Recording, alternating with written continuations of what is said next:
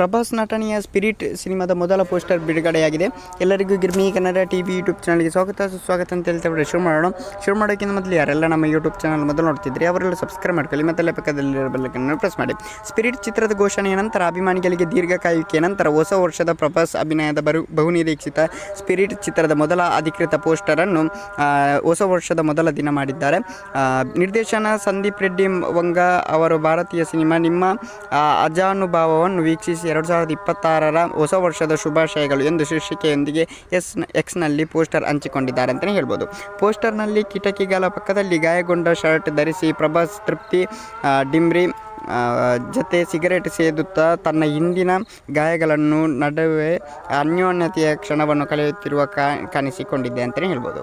Okay guys, ನೋಡಲಿಲ್ಲ ಅಂದರೆ ನೋಡ್ಕೊಳ್ಳಿ, ಇಲ್ಲಿ ಸ್ಕ್ರೀನ್ ಮೇಲೆ ಕೂಡ ಕಾಣಿಸ್ತಾ ಉಂಟು, ಬೇರೆ ಎಲ್ಲಿಯಾದರೂ ನೋಡೋದಾದರೆ ನೋಡ್ಬೋದು. ಥ್ಯಾಂಕ್ ಯು ಗೈಸ್, ಮುಂದೆ ಸಿಗೋಣ. Love you so much. ಆದಷ್ಟು ಬೇಗ ಸಬ್ಸ್ಕ್ರೈಬ್ಗಳನ್ನು ಕಂಪ್ಲೀಟ್ ಮಾಡೋಣ, ನಾವು ಕೂಡ ಮೇಲೆ ಬರೋಣ ಅಂತ ಹೇಳ್ತಾ love you so much. Thank you.